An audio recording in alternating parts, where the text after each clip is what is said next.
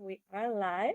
Welcome back to another episode of Your Bestie in Freight, where we don't just talk freight, we talk growth, strategy, and mindset behind it all. Today's guest is someone I have admired for a long time. Angela is not just a government contracting expert, she is a powerhouse in the public procurement space with nearly 2 decades of experience across federal, state, and local markets. She has helped countless small businesses break into government work, trained and mentored entrepreneurs in all kinds of industries, and she's especially passionate about helping diverse, underrepresented businesses rise in this space. So if you ever thought I want to land a government contract but have no idea where to start, this one is for you. Angela, thank you so much for being here. I really appreciate you accepting my invitation. Of course, I'm glad to be here. I'm glad to be able to reach another marketplace that I previously or other folks previously might not be aware of.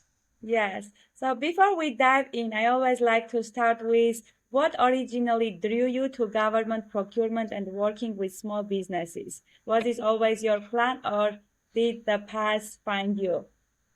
So actually, the path found me. I actually fell into government contracting, but I'm originally from New England. I moved here from Western Massachusetts back in 2005, and I started with the University of South Carolina as a purchasing specialist, and it just kind of grew from there. I moved from there to a county here in South Carolina, being a procurement officer. So I purchased anything from like a couple $100 up to a couple $1 million. And just from there, I kind of just fell space by space into the arena. I went from the University of Massachusetts with their PTAC program, and then most recently with the University of South Carolina with their Apex Accelerator program. Yes. Really working in that arena, I get to do both things of my passion. I love procurement. I love that it's black and white and that you can understand it as long as you follow the rules. But then I get to help small businesses like yours, and it's been fantastic. And I've just been able to enjoy the whole process. Yeah, that's how we met through Apex Accelerator, right? Yeah. Yeah. So you have helped hundreds of businesses through everything from SAM registration to proposal writing. What is one of your favorite success stories, one that really made you say, this is why I do this? So I was working with a veteran-owned business located in Charleston, South Carolina.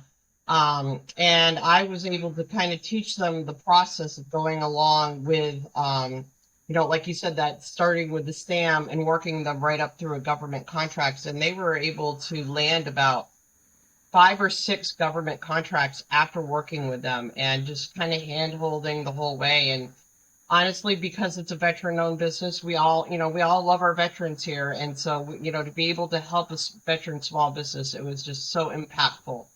Yeah, And then also working with the women-owned small businesses too. I've had several of them that have been able to land smaller contracts, and with government contracting, sometimes that smaller contract arena is the way to go. So, and being able, like I said, just being able to help folks land that small contract arena.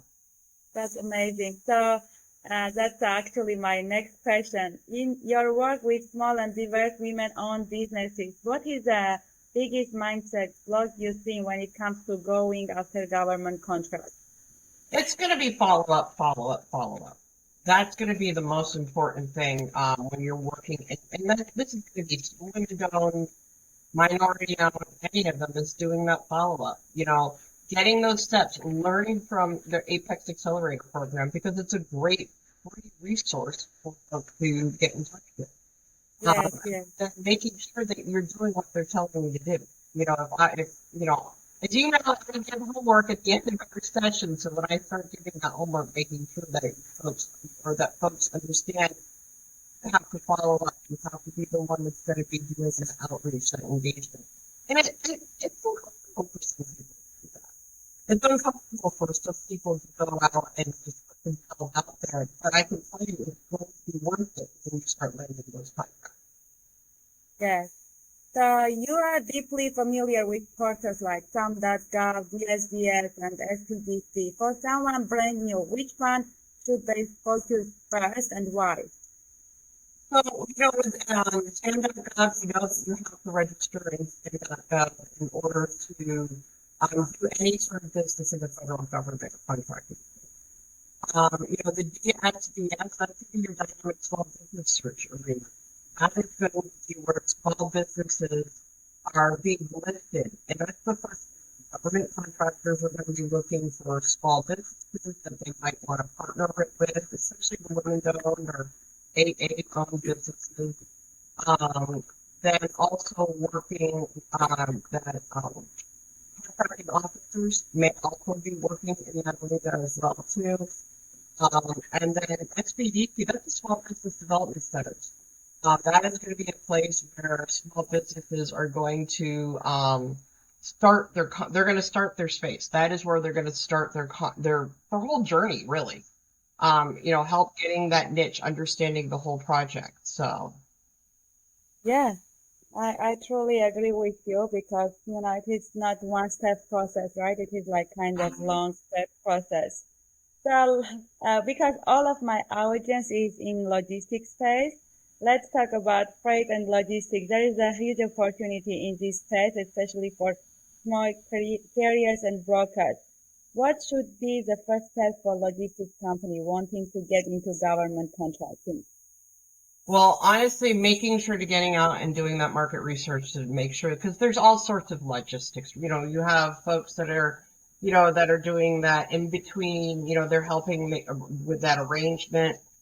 You have folks with heavy, larger pieces of equipment that may be doing logistics, moving equipment. So getting out there, finding out who's buying what you sell, how do they buy it, how often are they buying it, and where they're buying it to. Because there's plenty of opportunities. As you know, with the bigger logistics, you have your Crowley. Well, then how do I get in with those Crowleys, the folks, because those are the folks who are going to be moving, a good bit of the government contracting with the Army and the military, those surface deployments. So Yes, you have to figure out who's buying it, how are they selling it, and how do I network into getting into that space? yes, Going out and finding out if there's a larger company like Crowley that has a diverse background, like they have their supplier diversity portals, yes, registering, going out and Googling, sales folks with those larger companies and seeing if you can connect with them on LinkedIn. Start getting I always say it's like a gentle kick at the door. Or another thing that you've heard me say before is a burr in the fur. Being just a little bit agitating enough where they have to open the door or they got to pull the burr off, but then they're like, oh, there's something here for me to do. So, yes. I always mention with my students for LinkedIn that even for government contracting, like having a good LinkedIn profile for mhm. yourself as a personal brand and also, for your company is so important because LinkedIn is not just finding jobs. You can find manufacturers, you can find Mhm. government officers. It is just so important. And I'm glad you mentioned it. So, are there any certificates you would recommend specifically for freight brokers or tracking companies like WSB, 8A, DBA? Which one would you recommend if they have Um, to get? Right now, I would definitely is look at the hub zone and the AA set asides, Mm-hmm. because they're the only government set asides that you're able to get a direct sole source with. So those, as far as those small business certificates, those are the ones that I would definitely work on getting. Your WOSB as well too. It's not as much in demand, but it could be potentially in demand as well too, especially in the changing climate up in Washington right now. Yes, So, yes, and I know everybody right now is nervous, but you know, just kind of wait for the dust to settle. Right now, there's a lot of sensationalism going on, so just kind of wait for the dust to settle and see where things kind of take us, because it seems to be changing every day. yes, I agree. Also, this type of situations doesn't have to stop, to get a certificate because it doesn't hurt to have that certificate, right? Exactly. So we hear a lot about subcontracting, and that's very big in logistics space. How realistic it is for a new logistics company to start with subcontracting, and what should they look for in a prime contractor? I would say I always say start small. Mhm. I'm not in, a lot of people have heard me say start in the subcontracting space. These bigger companies, they're the ones that are going to be working directly with the military, with a lot of these other agencies. And also too, and a lot of people don't think about construction. Remember, when a large job is landed, like we have here in South Carolina, we have an I-26 corridor, two different sections. Well, those folks have to have, equipment moved. So if you have a larger company, ABC company that lands that contract, they've got to have that equipment moved back and forth. Perfect opportunity. We have a larger company being built here in South Carolina called Scout Motors. Well, there's demolition that has to be done. There is, transportation has to be done. So getting in and talking to those folks. And remember, when you're doing those subcontracting that work, you can talk to the prime, but there's also going to be government officials out there that, you might have a project manager out there going out and going, okay, SCDOT, how do you do work? How can I become a prime? Or is that something that's realistic to me? So that would be something that I would definitely encourage folks that are looking to get into that subcontracting arena, especially the newer companies, to do. One strategy might be going out and getting your certification. And while you're working on your certification, looking to get into that subcontracting arena. Oh, you're muted, honey. Oh. What are some common mistakes like freight brokers or logistics companies make trying to win government contract and bid? I think going too big too fast. They Mhm. try to go too big too fast. They try to do as much as possible, and they don't really work on their niche. That to me, that would be one of the big mistakes. Also, not registering in SAM, or going through the proper registration process, whether it's SAM, whether it's a local DOT, and another thing too is they don't look local. Folks immediately think, okay, I want to get into the government contract arena. They immediately go straight to SAM. They don't look, hey, let me see what projects are being done locally. What's right in my backyard. And that's going to be a better opportunity for a lot of new contractors to look directly in their backyard. Yes, also it is a great way to build past performance, right? Starting small and Exactly. local. That's amazing that you mentioned it. So you have done everything from market research to strategic planning. What's one underrated tactic a logistics company or maybe any other company can use to find government opportunities before the competition does? Because it is sometimes so competitive. So, a lot of people have heard me say, that have followed me on other podcasts have heard me say it's an 80-20 race. 80% of your time should be in the market research arena and networking. 20% should be spent responding to solicitations. 80%. Now think about your day. 80% of 8 hours, that is a good bit of time that you should be out trying to figure out what's coming out and who can I get in front of. Because you have an opportunity to influence the solicitation. If you are a vendor or a hub zone, you have an opportunity to, potentially get that as a sole source. So the biggest mistake that I honestly see is people, not getting in front of that market research. They go immediately straight to the solicitation. Now, remember, a lot of times, and this isn't always the case, a lot of times, especially in the federal government, by the time that solicitation comes out, there's somebody they've already have in mind. They've already got somebody in mind that's had an opportunity to influence that solicitation. There should be no reason that that can't be you. Remember what and everybody's heard me say this too that has worked with me. They can't do business with you if they don't know about you. How are they going to be able to do that business with you? They're not going to go out and Google you. And especially if you are looking on the national scale, they're going to go out and Google maybe freight or logistics or transportation. Who's going to come to the top of that list? The well-knowns, those Crowleys, the folks they know and they already have that experience in the government arena. just because they don't know about you. And I'm glad that you said something about past performance too, because another thing is experience begets experience in the government contracting arena. And people, they don't realize that. They don't have that. How do I get experience if they're looking for experience? Well, the little stuff is going to be able to help you get that experience. Like I said, we're looking in your backyard. Yes. Actually, that is my next question. That for the companies that already work or move freight for commercial customers like shippers and manufacturers, what is the best way to transition into public sector work without getting overwhelmed and getting that past performance? So I would say, folks that are coming and transitioning from the private side over to the public side, Mhm. find out what contracts are in place with those bigger companies that they're already working with. Do they have any past performance? Go use market research tools. Look in SAM to see what contracts were being awarded. Look in USA spending. Look in FPDS, the Federal Procurement Data System area. See, look under the transportation. Look for them by name. If you know that you're working for a private company, let's say it's ABC company, will go and pop that name into USA spending and find out, are they getting awarded contracts?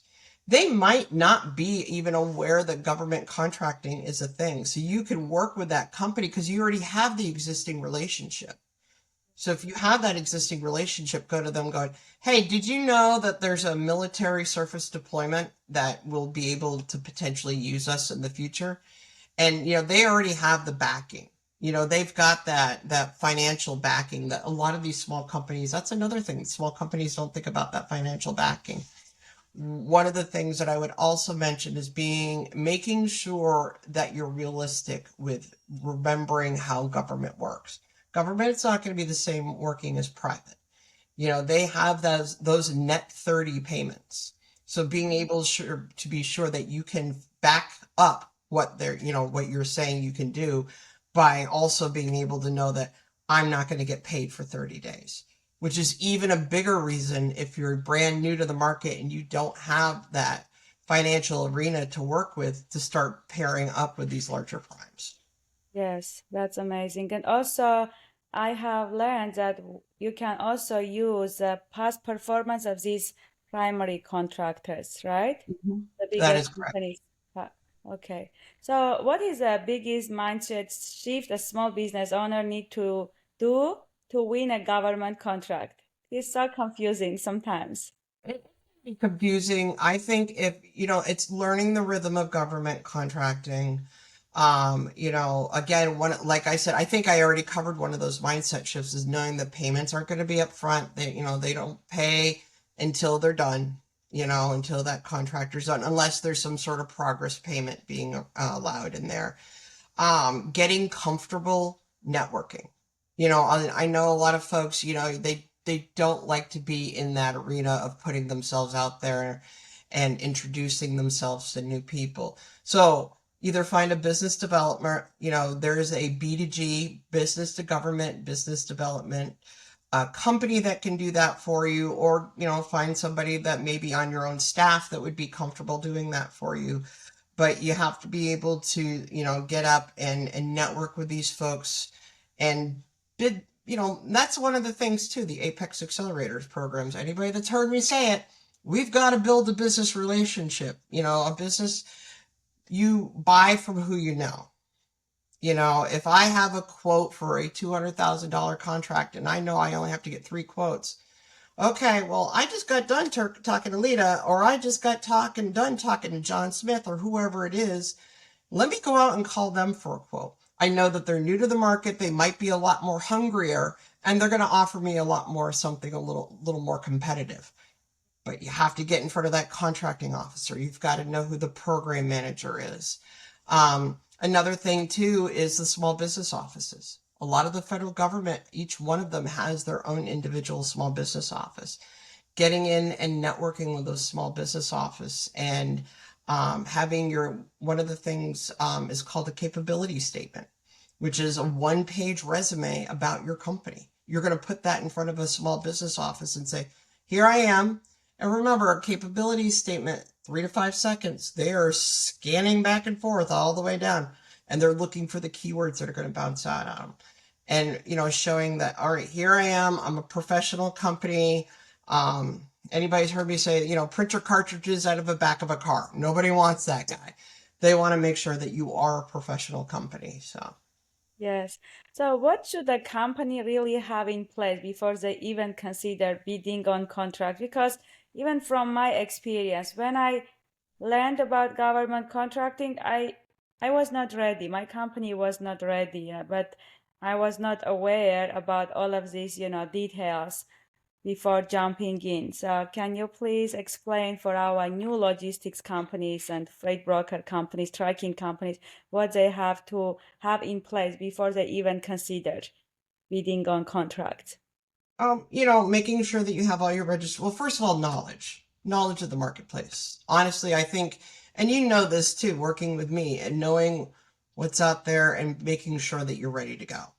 Having that knowledge of who's buying, how they're buying, what contracting vehicles they're using. So having that knowledge in the government marketplace is going to be, I would say, priority. Making sure that your registrations, your SAM registration is ready. Um, if you want to bid locally, that you are aware of the contracts and the subcontracts that are available to you. Networking with the Apex Accelerator. Again, free resource. My late father, bless him, he always said cheap is good, free is better. So making sure that you're able to utilize those resources, working with a B2G company, a business to government development company, to take those next steps. One of the things that I did find is a lot of small businesses like yourself, they're 1 or 2 man show. They don't have time to go out and do that market research. So making sure that they know really what's in front of them. It's not about just getting out and bidding on contracts. It's about getting those, again, and to answer your question, those crucial relationships in place. What is something that you wish more small businesses stop doing when they start bidding? Oh, there's so many. Getting ahead of yourself, in all seriousness, getting ahead of yourself, not understanding the marketplace, not understanding the solicitation, waiting till last minute is like the biggest mistake that you can make. I have had companies that come to me and this thing is due in 3 days. I have never bid a government contract in my entire life. Can you help me? Can it be done? Yes. Does it maybe need a miracle from Lourdes? Probably. So, but waiting till last minute to get familiar with that agency, finding out what the agency's forecast looks like. What are their what's their motivation? What's pushing them? So, and getting that that message. But again, waiting till last minute, even if you get it as a month ahead of time, as soon as you get it, start working on it, even if it's a little bit at a time.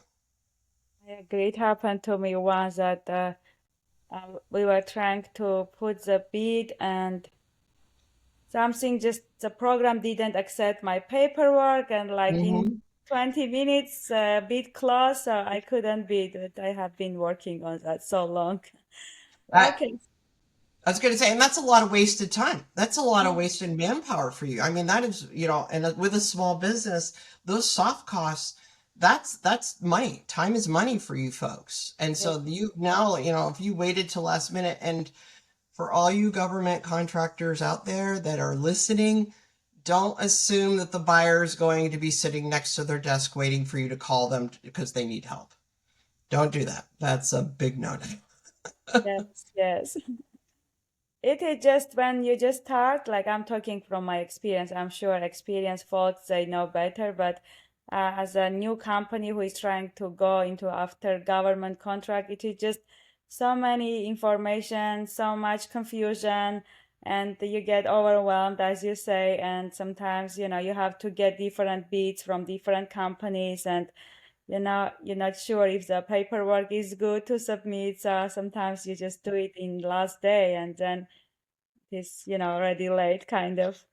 If Right. you cannot And meet. anybody that's worked in the construction arena knows that a lot of these construction guys wait till last minute to put their bids in.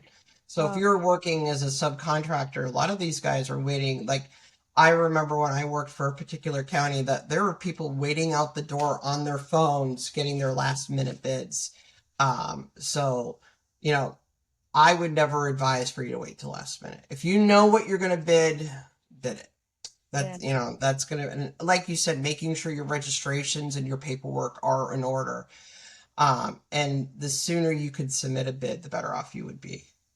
That's amazing. So, Angela, how important is branding, visibility, and online presence when it comes to being seen as a serious, company for a contractor? I would say it's extremely important. On a scale of 10, I'd give it an 11. You know, your branding is going to be important. They want to make sure that you're not that company, like I said, printer cartridges out of the back of a car. They want to make sure that you're serious. You know, going to make sure that you're registered in the right places, that you have a LinkedIn profile. As you said, extremely important to make sure that you have a LinkedIn profile, even if it's a, you know, yours, you know, if it's Angela Seymour's LinkedIn profile, making sure that they can see that you have experience. You know, I would suggest get a company one, but, you know, a little bit at a time. Um, if you're registered and you're wanting to go into the federal government, making sure that you're registered on SAM and making sure that your DSBS or Dynamic Small Business Search profile is up to date too. You know, making sure that that's complete, that people can find you and that you look like you are a serious company that is going to be working with them and that they can trust you. So I would say Yes. branding is extremely important.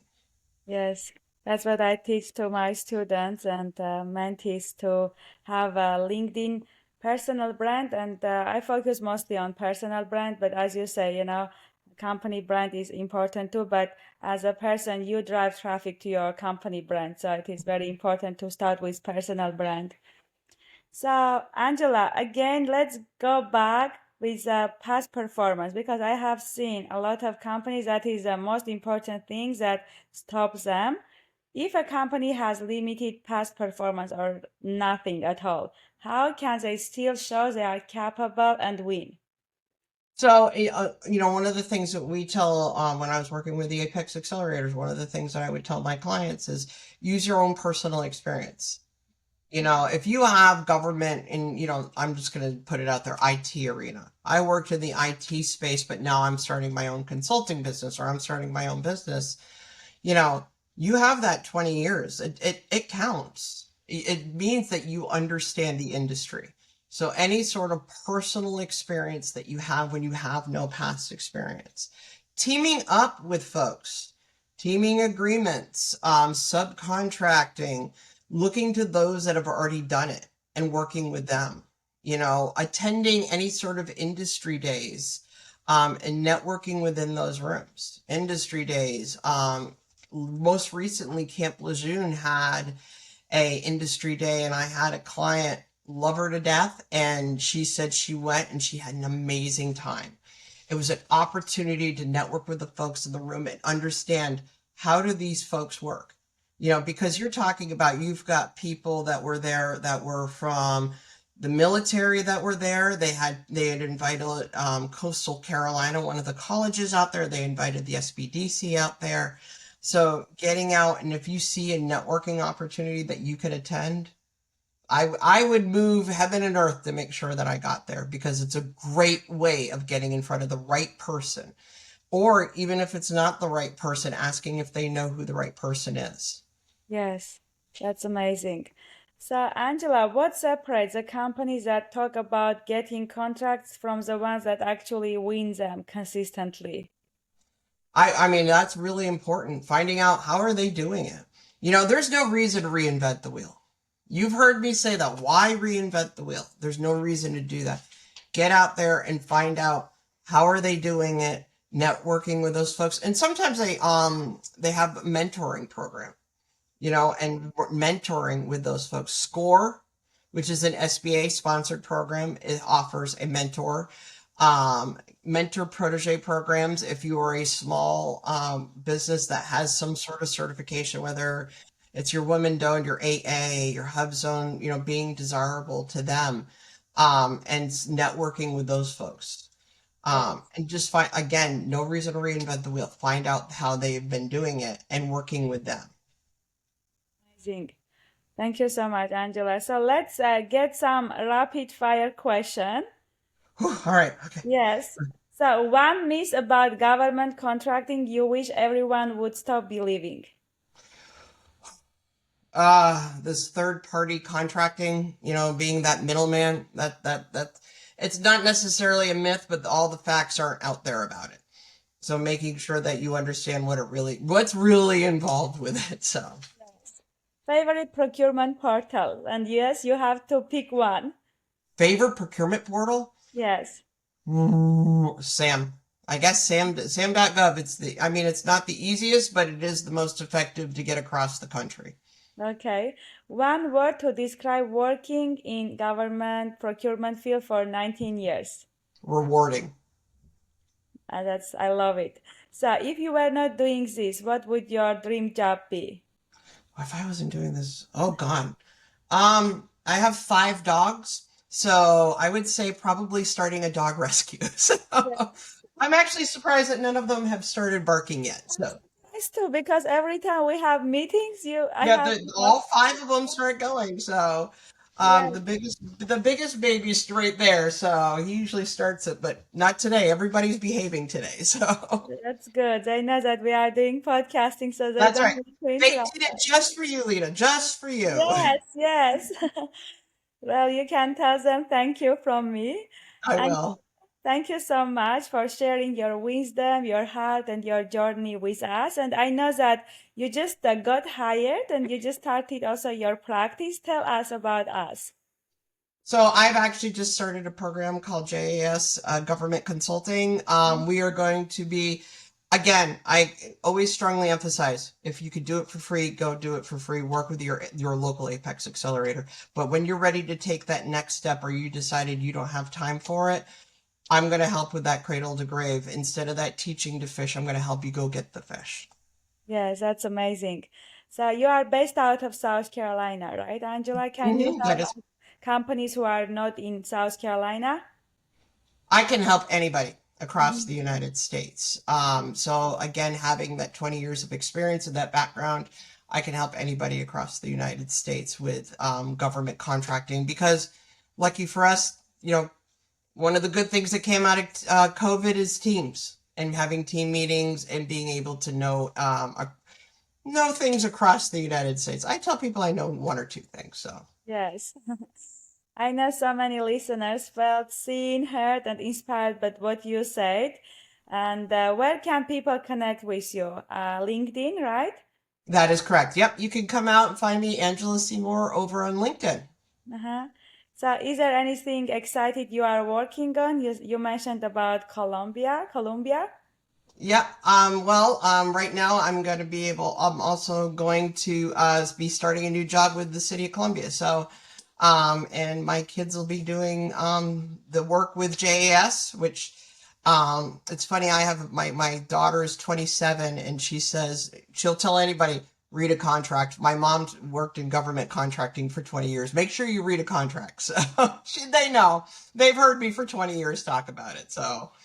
So funny. Yes, read the contract, especially the small letters, The right? small, all the language, pick one. So, and Yeah. when you don't know, and one of the things I will tell people, and you've heard me say it before, we're not legal advice.